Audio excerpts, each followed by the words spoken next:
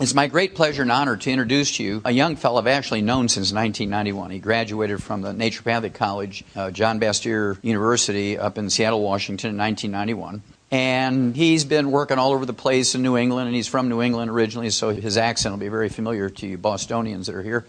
And very sharp young fellow. Very passionate about health. And so we got to talking, and he's a very quick study. And I'm going to let him kind of tell you the story. But one of my good friends, like I say, I've known him since 1991. And we've become closer and closer as he's putting on more standing room only meetings. Help me give a warm welcome to Dr. Peter Glidden. Come on up. Hooah! Thanks, Doc. Hello, everybody! How the heck are you? Great! It is just fantastic to be here in San Diego. Let me tell you something, Chicago's too cold for me. Originally from Nantucket Island. Hello to my Boston buddies. Let's go Red Sox. Thanks so much for letting me be here. I'm very excited to be here this morning. Like Doc said, I'm a naturopathic physician, been licensed since 1991, been in the trenches doing primary care naturopathic medicine for over 2 decades now, and been a longevity member, I think, 7, 8, 9 months. We are dedicated to changing healthcare in the United States. And the intention of my lecture here today to you is, I have a unique perspective on longevity and what's going on in the United States as far as health is concerned because I'm a naturopathic physician, just like Doc. I'm actually the first naturopathic physician to really get what Dr. Wallach has done, what longevity is about, and what the projected goals are. I really get it. And my job here today, or my intention here today, is to help everybody kind of take a step back and put what we're doing in perspective. Because perspective is very, very eye-opening and very rewarding. And sometimes, you can be in the thick of things for so long that maybe you forget what the heck you were doing it for in the first place or what's going on. So my intention here is to take a little step back and help to show you things from my point of view, because we are on a mission to change the way that healthcare is practiced in the United States. Are you with me? Yes. What we're talking about is perspective. It's going to be the underlying theme of everything that I'm discussing right now. So let's go back to the basics. Medical industry propaganda. What we've been sold culturally. Every culture has something called an already always listening. It's a cultural condition. It's a set of rules and regulations that we've kind of adopted unconsciously. In Christopher Columbus's day, the prevailing paradigm was that the earth was flat. Everybody believed that the earth was flat. Nobody really even talked about it. It was just considered a given. In the 1600s, 1700s, 1800s in this country, African Americans, black people were considered animals. That's how slavery was justified. These aren't people, they're animals. And that was just considered as it was accepted. After that, it was women aren't smart enough to vote. After that, it was, child labor, that's okay. You can put little kids to work and there's no problem with that. There are cultural paradigms that exist in every culture, in every age. It's just a part of the deal. One of the cultural paradigms that we are suffering egregiously from today in the modern American culture is the false belief that medical doctors are king.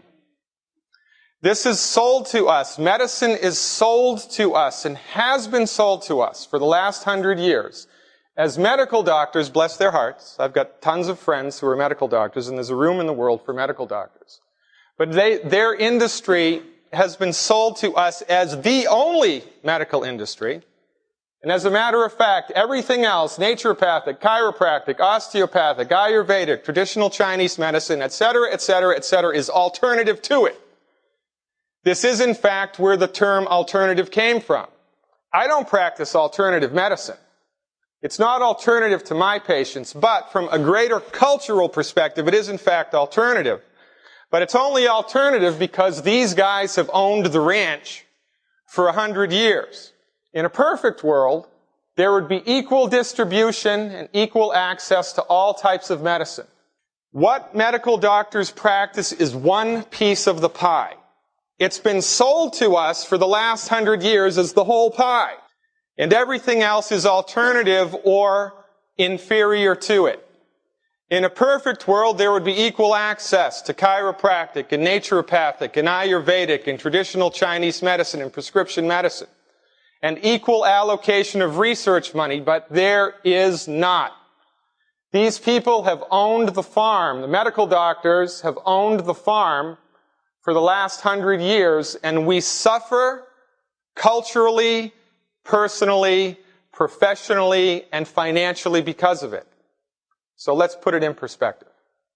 Now, it all started with the Declaration of Independence. Benjamin Rush, one of the signers of the Declaration of Independence, was a medical doctor. Unless we put medical freedom into the Constitution, the time will come when medicine will organize itself into a dictatorship. To restrict the art of healing to one class of men, i.e. medical doctors, bless their heart, and deny equal privilege to others will constitute the Bastille of medical science. And this is exactly what's happened. They tried to write medical freedom into the Bill of Rights, right? Didn't happen. So now, because of money and political affiliations and propaganda that we're going to talk about, the medical doctors, the MD piece of the pie, has risen to the top, and now we just all culturally accept the fact that they're the king, and we don't even really second guess it unless, of course, you're a longevity distributor. Now, let's take one step back and take a larger look at this phenomenon. Now, medical doctors practice allopathic medicine. Allopathic medicine is based on the two Greek words allos and pathos. Allos meaning opposite to, pathos disease. It's a reductionistic philosophy. It views the body as a machine made of parts. And when the body is sick, it has to be taken apart into its smallest piece and a different medicine given for each piece. And the medicines that are delivered oppose the disease process. Now, this is in direct distinction to holistic medicine, naturopathic medicine, that Doc and I practice. It's from the term naturo, which means nature, and pathos, disease. It's a holistic methodology. Medicines support the body's ability to fix itself.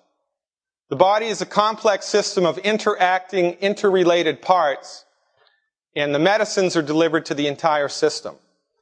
This is a very important thing to understand, and this is similar to, the way that a Buddhist looks at the world as opposed to the way that a born-again Christian looks at the world, or the difference between the way that a Republican looks at the world and a Democrat looks at the world, right? We're all looking at the same world, but the way that we interpret it is based on our particular philosophical lens.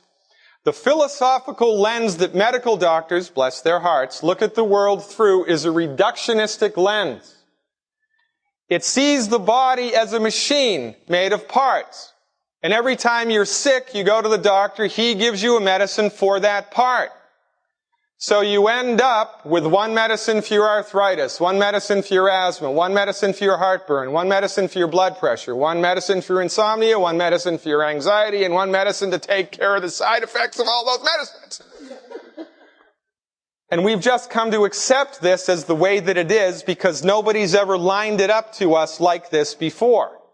Now, holistic doctors, on the other hand, are taught that the philosophical orientation that we bring to bear is that the body is a system, a complex system of interrelated parts, and that the body has an inherent, built-in, natural ability to fix itself. This is a fundamentally key distinction which separates a holistic methodology from a reductionistic methodology. Medical doctors, bless their hearts, do not believe that the body can fix itself. They do not believe that the body can fix itself because, from their way of thinking, son of a gun, if the body could fix itself, it wouldn't have gotten sick in the first place. Because they look at the world through a reductionistic lens. Medical doctors are also taught that when the piece is broken, you are to deliver a medicine to that piece which opposes the illness. This is, in fact, how the medicines got their name. Antibiotics, anti-inflammatory, antacids, anti-this, anti-that, inhibitors, serotonin reuptake inhibitors. The medicines that are delivered to suppress the symptom, not to fix anything or to cure anything, but to suppress the symptom, because the reductionist thinks the body can't fix itself and everything's separated from everything else. It's a crazy view which is really antiquated, and it's a function really of 17th century Newtonian physics, which is extremely outdated right now. However, it does have some good things. It's also related to disease management. Nothing ever gets cured in an allopathic, reductionistic, MD-directed pharmaceutical medical doctor's office. Very rarely does anything get cured.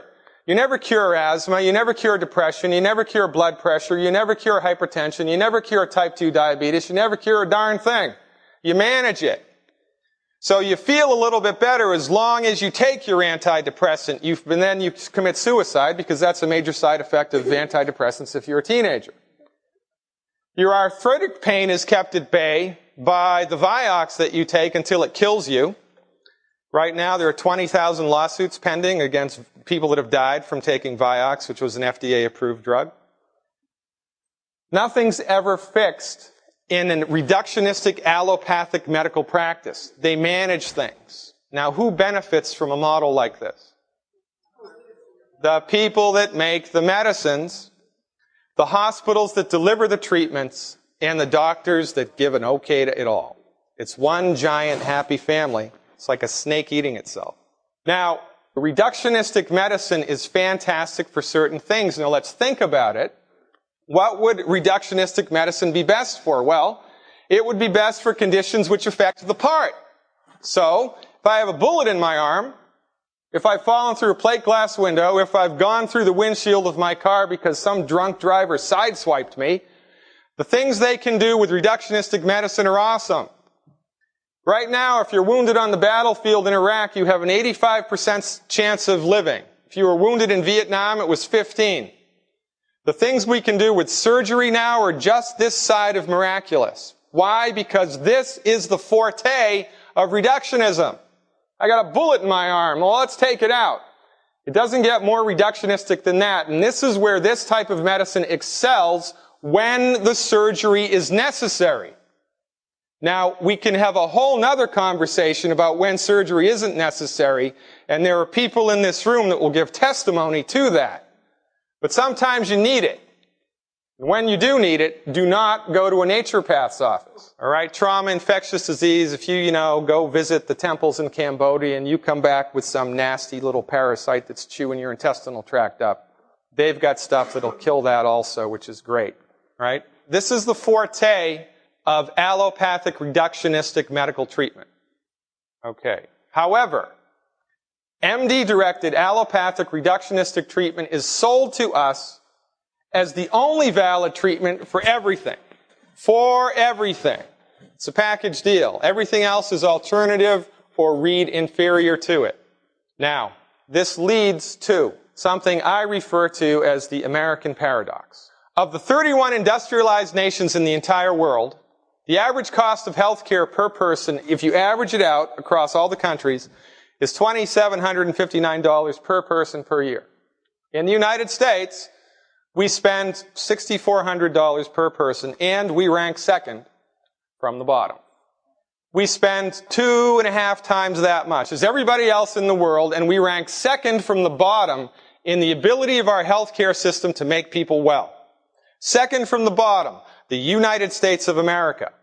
Here's the chart. This is World Health Organization data. This is the average of what other countries spend. This is what we spend. These are countries like Belgium, France, Canada, Germany, Denmark, Japan, New Zealand, Finland, Spain. These are the industrialized countries. It gets worse. In all the world, that was just the industrialized countries. If we look at all the countries in the world, the United States in the year 2000, according to the data, the United States was 72nd in the world. 72nd in the world, right above New Guinea, in the ability of our healthcare system to make people well. In 1980, we were 14th. So in 20 years, between 1980 and 2000, we went from 14th to 72nd. This is the wrong direction.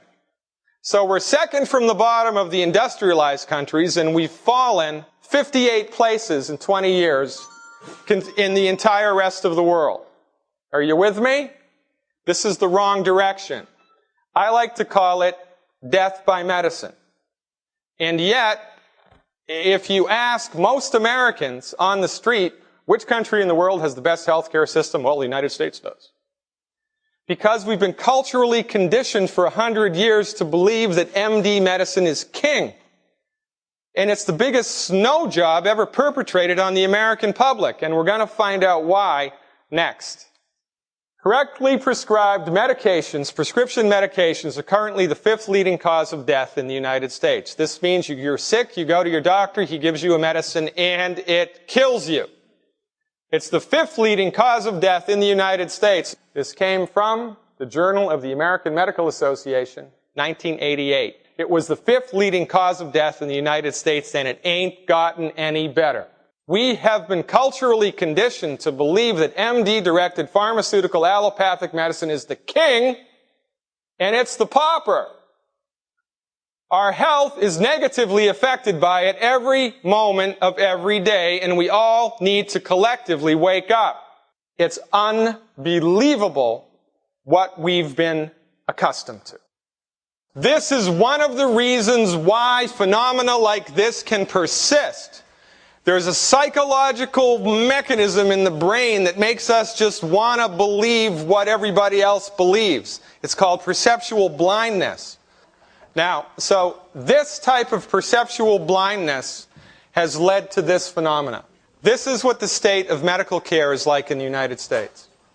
And let me tell you something, the debate that's going on right now in Congress and in the Senate and at the Capitol has got nothing to do with health care. It is not about health care, it is about insurance. It's about who's going to pay for it. The only choices that we get are medical doctor A or medical doctor B. You don't have a choice to see a chiropractor or a naturopath or an acupuncturist or an herbalist or a traditional Chinese medical doctor, an Ayurvedic doctor. It's medical doctor A or medical doctor B because, remember, they own everything. Everything else is alternative to it, right? Wrong. That's what we've been sold, but that is not the way that it is. This is the way that it is, and it's a problem. Now, how did this happen? It all started with Abraham Flexner. 1910, he wrote a very influential report called the Flexner Report. He went around the United States, and it took him a long time to do this. There were stagecoaches and trains, no cars, only telegraphs. He went all around the United States and he did an inventory of medical schools and brought back a list of who he considered the medical schools that were the true centers of medical research, i.e., the allopath. Now, early 20th century in the United States, it was more of an equal playing field with different types of medical professionals. You had the chiropractors, you had the osteopaths, you had the homeopaths, you had the naturopaths, and you had the allopaths, right? And they were all competing for patients. He brought the list back to the Rockefeller Foundation. And after the Flexner Report, the Rockefeller Foundation gave vast sums of money to the medical schools that taught prescription medicine. All right? So now listen, and this was big money back then. This was the turning point in the evolution of medicine in the United States. This is the main reason why MD-directed allopathic reductionistic medicine is the top dog now, and everybody else is subservient to it. It's got nothing to do with medical efficacy. It's got nothing to do with cost-effectiveness of treatment. It has everything to do with political and financial affiliations that were built at the turn of the century that most people have no idea of. As an example, in the early 1900s, there were 22 homeopathic medical schools, just as an example. We're not talking about the chiropractors or the osteopaths, just the homeopaths now. 100 homeopathic hospitals and 1,000 homeopathic pharmacies, and the medical schools were in places like BU, Stanford, New York Medical College. I mean, this was all top-notch stuff, right? 22 homeopathic medical schools in the early 1900s. By 1920, which was 10 years after the Flexner Report, the last pure homeopathic medical school closed. Why? Because everybody followed the money. If you're starting a business and I'm starting a business and you get $1 million of free money and I don't, who's going to have a better business? You are. So after 1910 in the United States, if you wanted to practice medicine, are you going to go to the poor homeopaths or the poor naturopaths or the poor chiropractors, or are you going to go to the big institutions that have all the money? That's where you're going to go. And that's how this whole thing started, and that's why we're in the predicament that we're in today. And very few people understand this or have any appreciation for it. Number two, if you're going to be the top dog, in addition to getting all the money, you want to slander the competition, right? The AMA found guilty of slander. Most people don't know this. In 1984, a very famous case, Wilkes versus the AMA. The federal court found the American Medical Association guilty of a 10-year slander campaign against the chiropractors. And they were ordered to pay $25 million, which is peanuts. So for 10 years, the AMA was going around saying, hey, if you let chiropractors into your state, they're going to sleep with your daughters, sleep with your dogs, and they're going to kill you. And it's going to be bad. They're quacks. For 10 years, slandered the competition. It gets worse.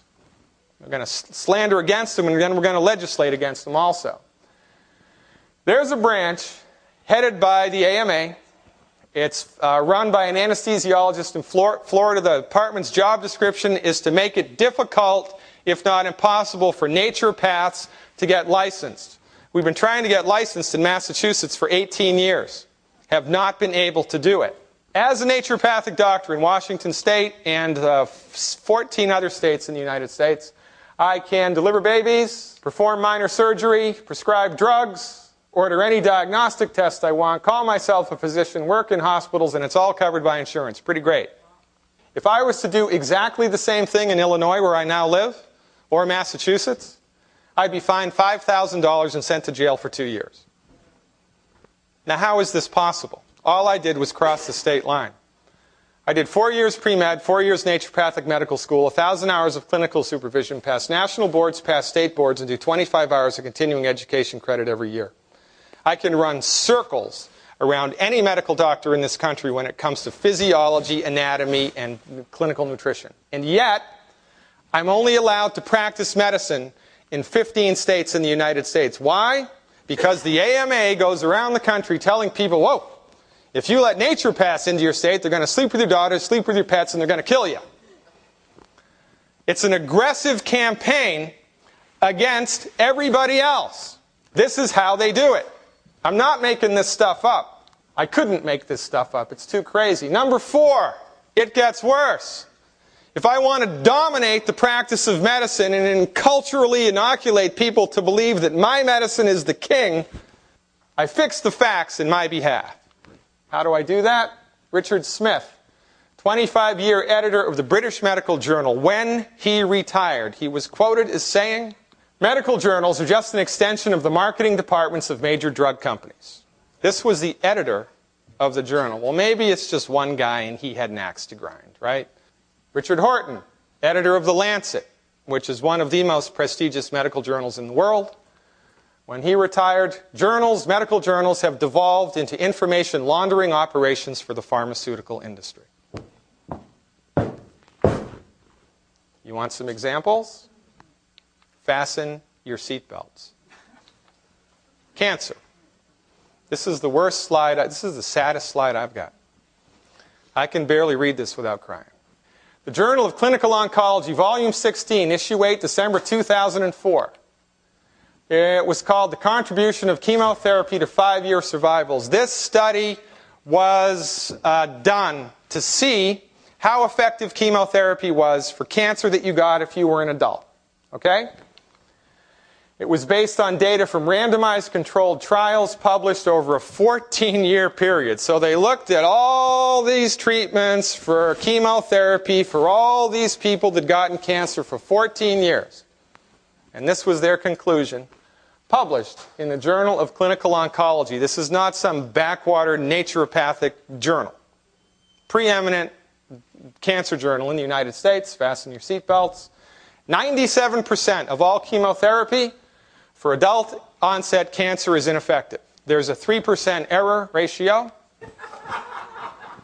which means the chemotherapy is 100% ineffective at making people well. 100% ineffective for making people well. And yet, it persists.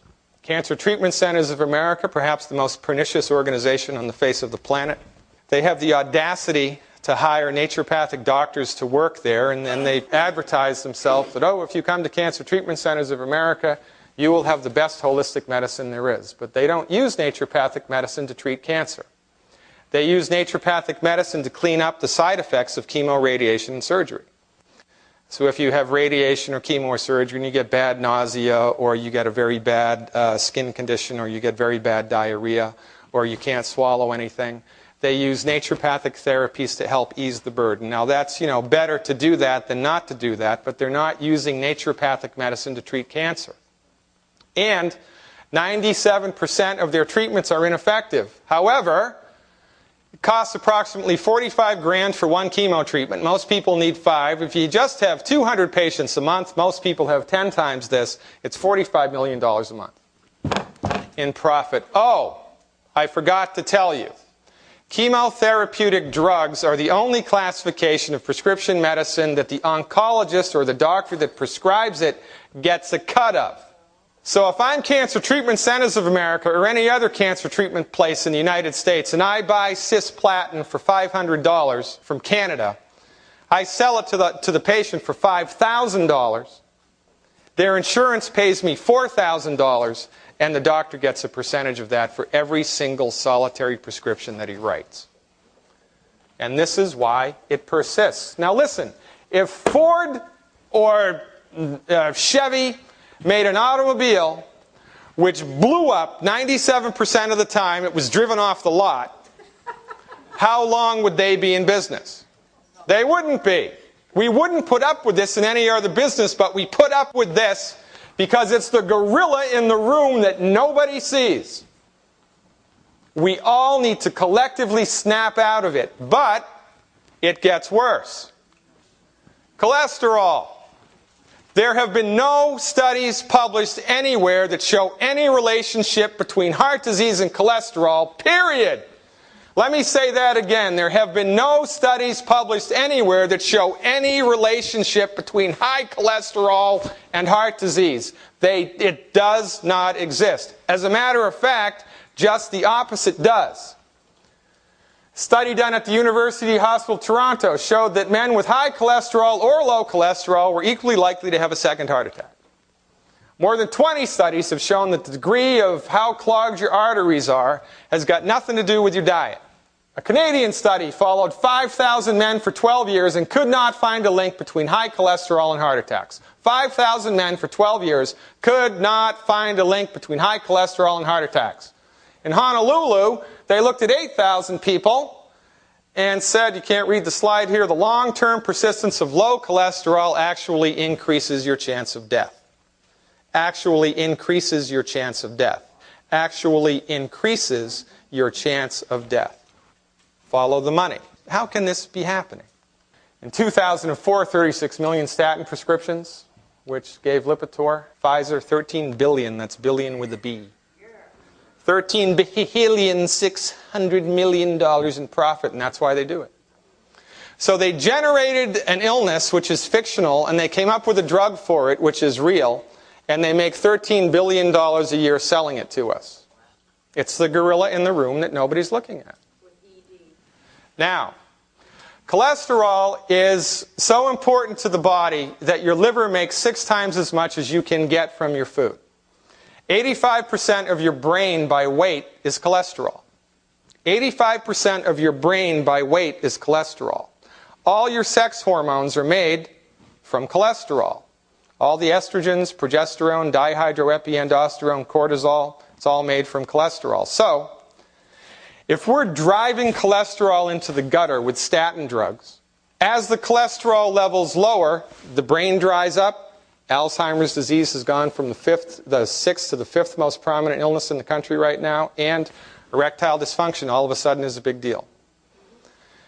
Why? Because you need cholesterol to make testosterone. If you don't have any testosterone, you can't get an erection. And also, you know, your grandmother, when she went through menopause, she had 2 or 3 months of hot flushes and mood swings, and that was it.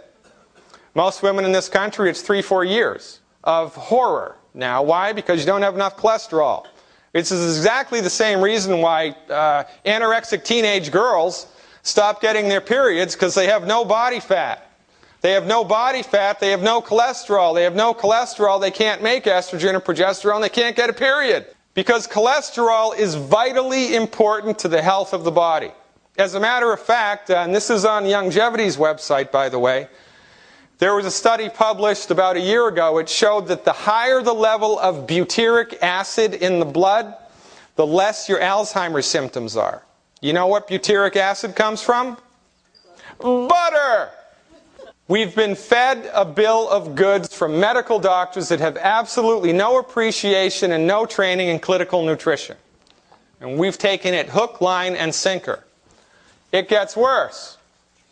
If I want to dominate, completely dominate the culture of medicine in the United States, in addition to doing everything we've just done, we also do direct-to-consumer ads. Direct-to-consumer ads increased drug sale profits in 2008 by $30 million. This is the nonsense that you see on TV every night, right? Why are they advertising prescription drugs? So you can tell your doctor what you need. Well, too bad they wasted all that money on medical school, right? But we've come to kind of accept this. So, you know, you see it so many times and you don't even think about it anymore. But it works to the tune of $30 million a year. It gets worse. Feel comforted? I trust my own heart to Lipitor. This is Robert Jarvik, the guy that invented the artificial heart. He trusts his own heart to Lipitor, even though there's no study published anywhere that shows any relationship between cholesterol and heart disease. This man should be sent to jail for fraud. He's a medical doctor. He has standing in the community. It's his job to provide us with accurate information that we can use to help ourselves get better. And he's either been lied to or he's stupid and doesn't know any better, and there ought to be a law. It gets worse. Vioxx. Dorothy Hamill. Oh, yeah, you know, my knees are so bad because I haven't taken calcium in 20 years and I drink Diet Pop between my sessions, but I'm going to take Vioxx. Federally approved drug, $60 million of federally funded research went into that baby, and it killed 20,000 people. Now it's taken off the market. Now listen, if one naturopathic doctor or one chiropractor was to kill one patient with an herb, what do you think would happen? Yeah, it'd be all over the morning news. They'd be pilloried in the town square, and it would be bad. But these people get away with murder every day, and we just go about our business. It's the gorilla in the room that nobody's looking at. It gets worse. So another thing that we can do is we can secure all the medical research money. Now, when the Hoosiers do a run to outrun cancer, and when Ralph does a kick in the cancer 5K walk for Run for Cancer, and this is the other Hoosier thing, oh, it's the 10th one. They've done this 10 times now, 10 years in a row. Where does the money go? Does the money go to naturopathic cancer research? Does the money go to homeopathic cancer research? Does the money go to clinical nutrition cancer research? No! The money goes to MD-directed pharmaceutical allopathic cancer research that's 97% ineffective. What are we doing? We need to snap out of it. I'm going to get a biplane with a big banner on it. And I'm going to fly it over all these 5K runs. You're throwing money into a dead hole you've been lied to. And then I'd go to jail. It gets worse. One more thing that I can do if I want to dominate the culture of medicine in the United States is not only am I going to advertise to the unassuming public, I'm going to advertise directly to medical doctors. Last year, drug companies spent $20 billion marketing directly to doctors. That's $50,000 per doctor. This means the drug rep shows up at the doctor's office and gives him all these free samples, gives him all this free literature, gives him all this free support, lunch, And then if they sell 1,000 prescriptions, he sends them to Cancun, right? To the tune of $50,000 a year. The medical doctors, they're too busy. They just believe that these guys are telling them the truth, even though the editors of the medical journals have said that they're lying. But nobody can really wrap their head really around that idea, even though it's the truth. Oh, what do you mean the earth is round? You got to be crazy. The earth is flat, for goodness sake. This is how this persists. Oh, it gets worse. If I'm a medical doctor, I have to practice inside of a scope of practice. The scope of practice is a set of rules and regulations that I have to follow. Guess who writes the rules and regulations? Medical doctors that are financially linked to drug companies. It gets worse. More than half of the medical experts hired by the FDA to advise them on the safety of medical treatments have financial relationships with drug companies. They've cooked the books. They've completely dominated. This is like a military operation. They have completely dominated every facet of the culture as it relates to medicine. They've even dominated the medical doctors themselves, and they don't know it, which is a tragedy. Let's review. The MD profession has dominated the medical industry for the last 100 years. They've done this with money, power, slander, and deception. They're 100% aligned with for-profit drug companies. They practice disease management, not health care. This is a pet peeve of mine. There is no medical doctor in the world that practices health care nor wellness. When you see a big sign on your hospital, a wellness center, or Dr. Smith practices wellness, baloney. Medical doctors are not trained in how to make people healthy. They're trained in how to suppress symptoms and manage illness. Period. And they have no training nor clinical experience with anything but drug treatments. And the medicine is profit-driven, not results-driven.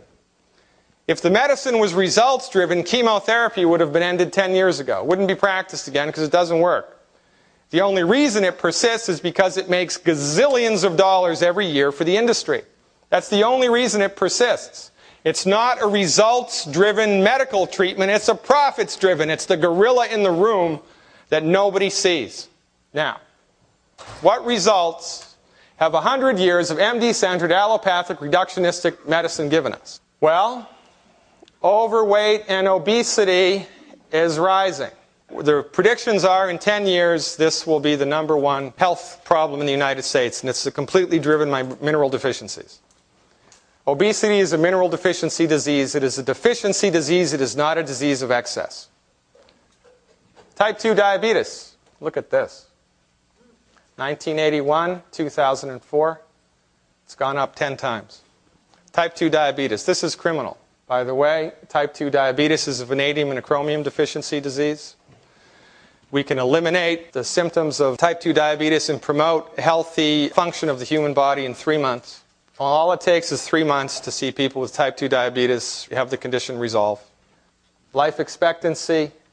In a perfect world, the human body has the capacity to live to be 120 to 140 years old. We don't even get nearly close to that because our medical doctors are clueless about how to make people healthy.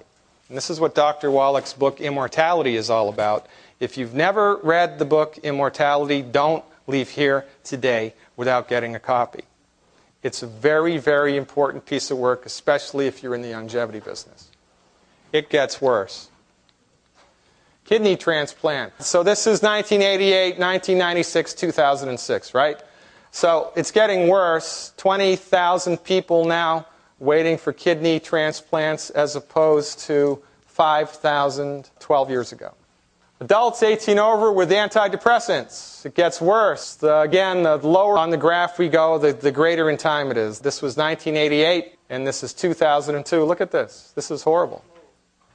Antidepressant use is quadrupled in 10 years. The major side effect of antidepressant use, suicide. And I saw an advertisement for Cymbalta last night on TV. This is how crazy it is, right? On the ad it says 75% of people being treated for depression are still depressed. Try Cymbalta, right? What does this mean? It means it doesn't work. And if 75% of the people taking an antidepressant are still depressed, That means it doesn't work. Oh, but let's try another one. Let's get into that car that just blew up. Whoa, maybe this time. We've been brainwashed. We don't even bat an eyelash. We don't even think twice about it. It's nuts, but it gets worse. Now, the biggest reason for the American paradox, this is Dr. Glidden's conclusion. How can all this be true? We spend twice as much as every other country. We're 72nd on the list, second from the bottom. All these chronic illnesses get worse. Well, how can all this be possible in the richest, most prosperous, freest country in the world? Well, let's ask Sherlock Holmes. When you have eliminated the impossible, whatever remains, however improbable, must be the truth. The reason for the American paradox is allopathic MD-directed prescription drug treatment for chronic disease does not work, period. It does not work. It works great for surgery when surgery is necessary. It works great for trauma, but that's it. For most conditions that most people go to the doctor for, most of the time it kills them, makes them worse, does not deliver results. After the age of 55 in the United States, the average American is diagnosed with a new illness every 3 years because prescription medicine doesn't fix anything. It manages things, period. And we suffer from it. Well, what are we to do?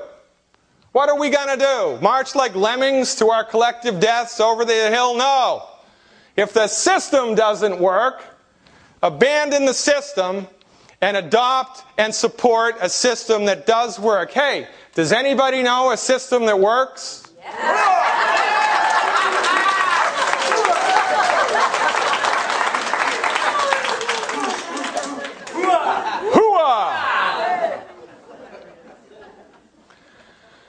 This is what we do. This is what Doc Wallach has been doing for 20 years, but I doubt very many people in this room, or more than that, 35 years, know this. Nobody's really put this in perspective, I don't think, the way that, a naturopathic doctor would. Everything that Youngevity does is based upon these concepts. You find the cause and you treat it. So if my high blood pressure is caused by lack of calcium, you just take the calcium, for goodness sake. You stimulate the body's ability to fix itself, you give the body what it needs, and you remove the bad stuff that's gumming up the works. This is not rocket science. But it is unique in the cultural world that we've grown up in, because we're like the people on Christopher Columbus's boat saying, "Hey, everybody, guess what? The earth is round!" So let me just regroup. I've been a licensed naturopathic doctor for 21 years. Bad naturopathic medicine is better than what MDs do. And Dr. Wallach's research protocols and supplements are 10 times better than anything that naturopathic doctors have.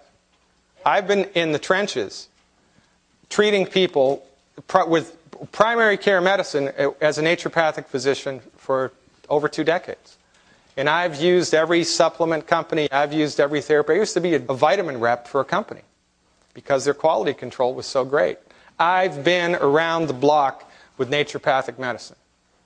And Dr. Wallach's protocols and treatments far surpass anything that the naturopathic medical community has to offer. This is a very important thing to understand.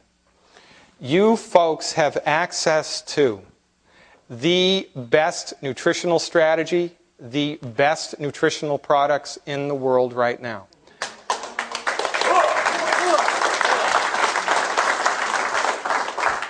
Now, there's a lot of companies that will say that, but there are no companies that have the clinical experience with actual licensed physicians to be able to validate this and say that it's true.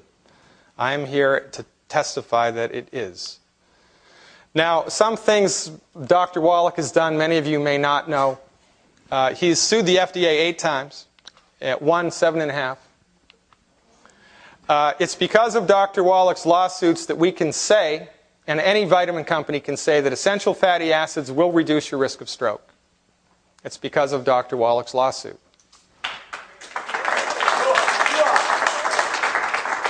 Also, because of Dr. Wallach's lawsuits, we can say that 200 micrograms of selenium will reduce the occurrence of the following cancers. And reducing the occurrence of the following cancers is a huge thing. This is a huge, huge thing. Here's what we can say, and why hasn't your medical doctor told you this? If you take 200 micrograms a day of selenium, which is cheaper than dirt, you'll reduce your chance of breast cancer by 82%, prostate cancer 69%, colorectal cancer 64%, and lung cancer 39%, even if you're a smoker. Every child in the United States, from the very first day they go to their pediatrician, needs to be put on selenium, and we would dramatically reduce the occurrence of these types of cancer with one simple, inexpensive nutritional supplement. It's criminal. It is criminal that this information is not readily available and more widespread, and it's even criminal that most medical doctors will tell you vitamin supplementation, all that'll do is give you expensive urine. There ought to be a law. By the way, this selenium stuff was published in the Journal of the American Medical Association in 1998 by Larry Clark, MD, PhD. Okay? Now, The Diseases of Exotic Animals was written by Dr. Wallach.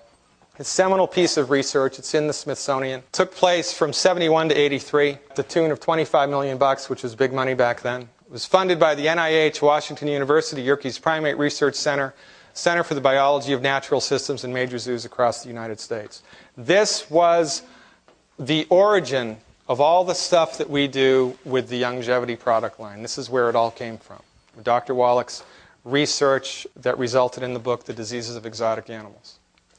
Now, in that research, they did 13,000 autopsies, 10 million blood chemistries and histopathologies, and they compared the health of zoo animals to their counterparts in the wild. The intention of the study was to look for the net negative effects of pollution.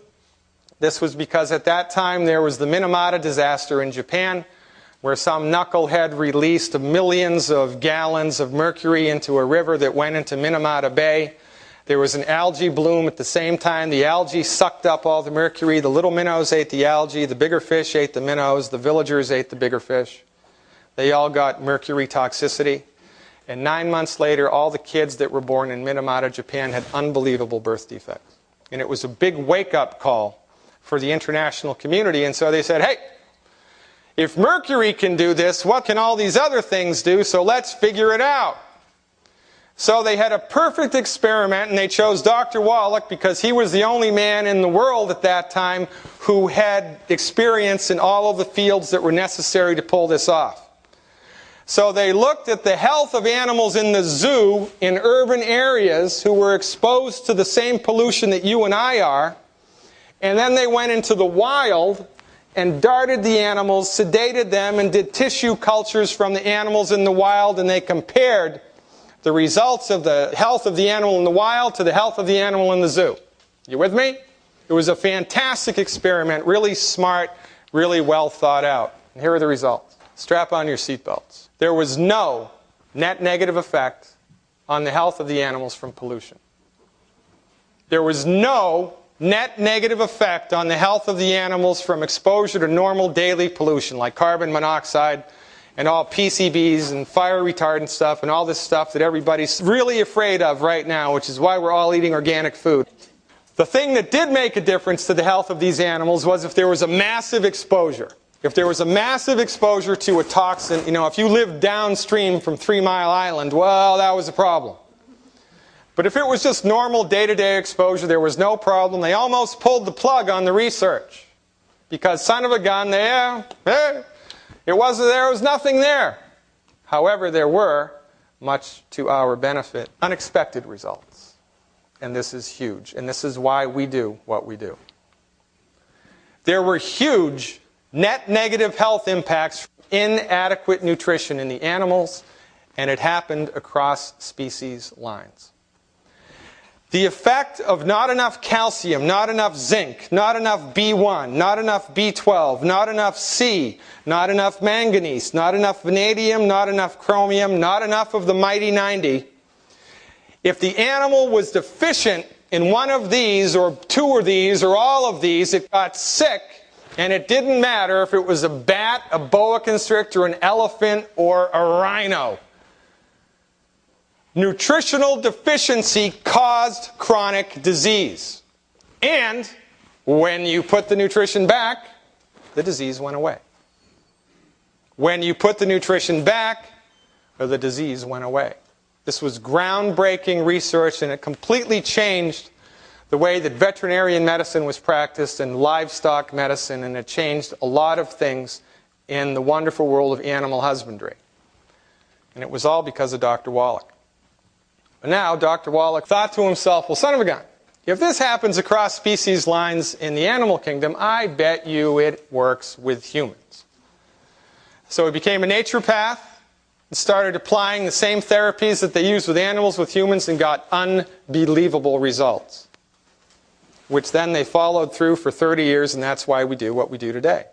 And this is why the longevity products are more effective than any other nutritional product in the world, because they are based and have their roots in this research and this clinical experience. This is major league clinical nutrition. Comparing what we do in longevity to what any other doctor or any other vitamin company does is like comparing the major leagues to little league. There is no comparison. What we do is 100 times better than anybody else, but don't believe me, just look and see the results that you get. Livers grow back. People come off dialysis. Asthma disappears. Knees grow back. Shoulders grow back. Type 2 diabetes. Crohn's disease. Ulcerative colitis. Brain tumors. Lymphoma disappears. Why? Because the body needs nutrition. And when you give the body what it needs and get out of the way, the body fixes itself. Now, these are the most important things that all of this resulted in. If you remember nothing else, remember the next few slides. The majority of chronic disease is caused or directly affected by inadequate nutrition, dietary stress, and is eliminated by therapeutic nutrition and proper diet. Therapeutic nutrition and proper diet is the cure to the healthcare crisis. It is the only thing that will do it, because it is the only thing that has the potential to do it, because it goes to the root cause of the illness. Nothing else does. Well, let's think this through. Let's say I have high blood pressure. High blood pressure often is caused by a calcium deficiency. So I have a calcium deficiency, and now I've got high blood pressure, so now I go on an MAO inhibitor. And I'm on an MAO inhibitor for 5 years, but I still have a calcium deficiency. So 5 years later, now I get osteoarthritis, because that's also caused by a calcium deficiency. And I get Bell's palsy, because that's also caused by a calcium deficiency. So now I have osteoarthritis and Bell's palsy, for which I'm giving 2 more drugs, pain medications, and I've still been on the MAO uptake inhibitor for 5 years. 2 years later, I developed type 2 diabetes, because that's a side effect of the MAO uptake inhibitor that I've been on for 7 years now. And my liver starts to decay because of the negative effects of the pain medication. So now I'm put on 4 more medications, but remember, I still have a calcium deficiency. So now I get degenerative disc disease. I get all kinds of neurological conditions from my waist down. I get surgery to replace the discs, and I die from the surgery. And this is the standard of medical care, the best medical care there is in the country, and it all could have been eliminated 15 years earlier if I just gave calcium. This is criminal behavior, and there ought to be a law. Let's take a look at it. High blood pressure. High blood pressure is caused by one of 3 things. It's either a calcium deficiency, you have clogged arteries in the kidneys, or you're way overweight. This is what an artery looks like. This is a muscle layer in the middle of the artery. This muscle needs calcium in order to contract and propagate a contraction impulse along it. If you don't have calcium, this mechanism gets upset, the vessel loses its tone, and your blood pressure spikes. Type 2 diabetes. Walter Mertz, 1957, there's Walter. He eliminated it in mice with chromium supplementation, eliminated it. Oh, but that was mice. F.G. Gigi Boy, he was an Indian medical doctor. He eliminated type 2 diabetes in coma patients by applying Mertz's treatments. He gave coma patients chromium and vanadium, and their type 2 diabetes went away, and they were in a coma.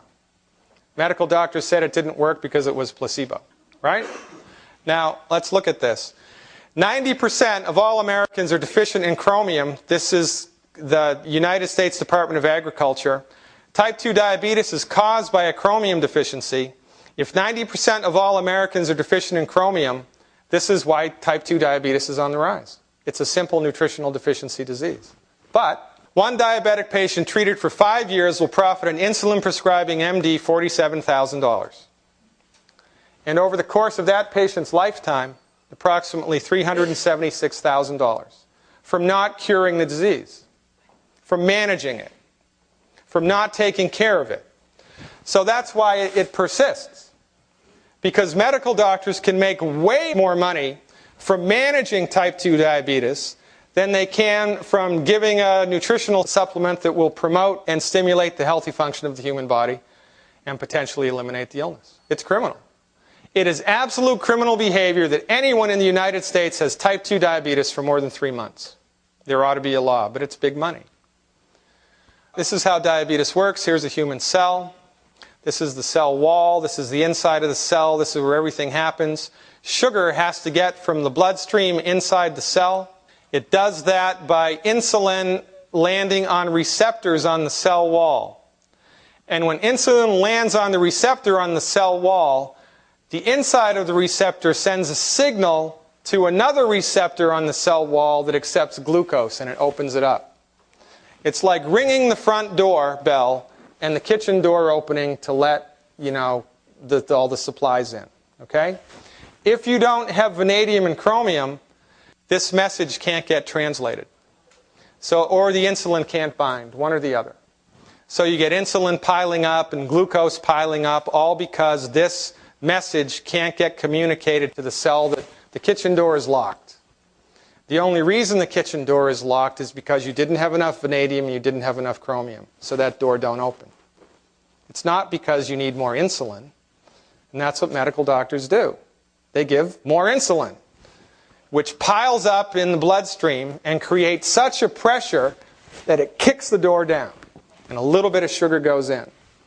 The side effects that people get from type 2 diabetes or even primary diabetes are not because of the blood sugar, but because of the insulin.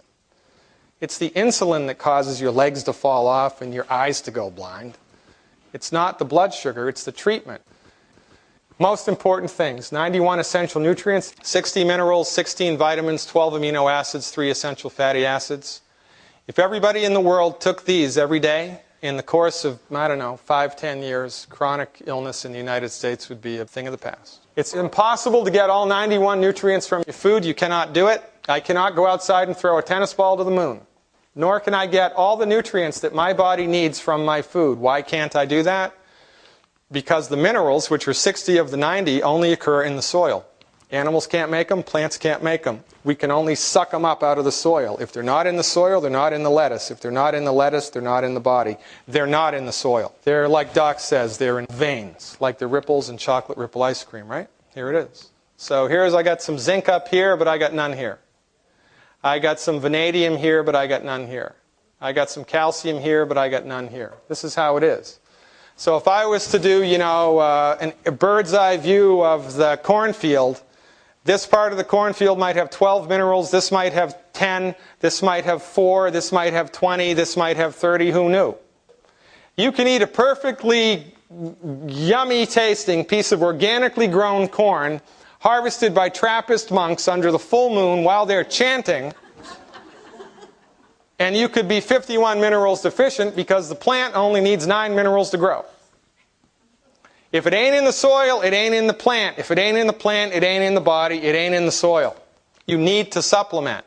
If you understand that you need a mineral, well, you can do one of two things. You can dig them up, find somewhere in the earth that they are, you can dig them up, purify them, and swallow them. These are called metallic minerals, and they're 10 to 60% absorbable.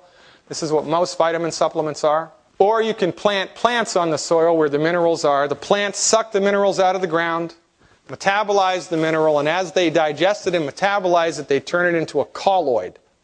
A colloidal mineral is 100% absorbable. Now, which is better, 100% or 10%? That's why the Youngevity 100% organic plant-derived colloidal minerals are the best mineral supplements on the face of the planet because they're colloidal. This is the fundamental key to the whole Youngevity thing, is the mineral aspect of the vitamin supplements. There are 60 of the 90 things that the body needs. Everybody that you see walking around is minerally deficient. Everybody needs to take minerals. If you're having trouble with your Youngevity business, just give everybody a bottle of minerals to begin with. Within 14 days, they will feel better. They have to, because everybody's minerally deficient, and now we're filling the tank up. It's a game changer. And then you call them up 14 days later and follow up. Hey, Charlie, how do you feel? Well, you know, I feel pretty good. Well, son of a gun, you want to do some more? And now your foot's in the door and you've got a customer for life. Fried food, bottled oil, well-done meat, nitrates in meat, superheated carbos. These are all bad foods and should be avoided. Bottled oil contains free radicals. Oil oxidizes. And as the oil oxidizes, it becomes loaded with more and more free radicals. And then we drink the oil, we pour free radicals into the body, and they hurt us. When you superheat the oil, it oxidizes almost immediately. If everybody in this room just eliminated fried food today, no minerals, no supplements, no exercise, no nothing, just stopped eating fried food, you would add 15 years to your life. 15 years to your life just by stopping eating fried food. Now look at the good food. This is what I love to talk about. Butter. Yeah. Woohoo! Salt. Woohoo! Lard. Your grandmother was right. Those lard sandwiches saved her life. We are the solution to the healthcare crisis. And I just wanted you to think about this for a minute. How many people can I, as a naturopathic doctor, help? Okay? Because of the time considerations that I have, a dentist can only drill so many teeth. If I'm in a good year, I see 4 new people a day, 5 people a week, 46 weeks a year. I can treat 920 people and help 920 people in 1 year to get healthy as a licensed working naturopathic doctor. If I build a network and I enroll 1 person a month, and they enroll 1 person a month, and that goes on for a year, in 1 year I'm going to have 4,096 people in my network. Now, which is better, 900 or 4,000? 4,000. This is how we're going to change the world, and this is why Youngevity exists. All the other companies that Youngevity has bring in demographics to expose people to the product and protocols. All right? We are playing a big game here. It is our intention in our lifetime to alter the paradigm through which medicine is practiced in the United States. We want to pull medical doctors off the pedestal that we've put them on. We want to show everybody in the world the gorilla that's in the middle of the room. And the only way that we can possibly do this is by generating a huge grassroots support system. And how are we going to do that? We're going to do that by building a Youngevity network business. That's why Youngevity exists. That's why you folks are here. You can alter the way that medicine is practiced in the United States. Build your downline as rapidly as possible because people are dying and suffering needlessly, and only we can help them. Thank you very much.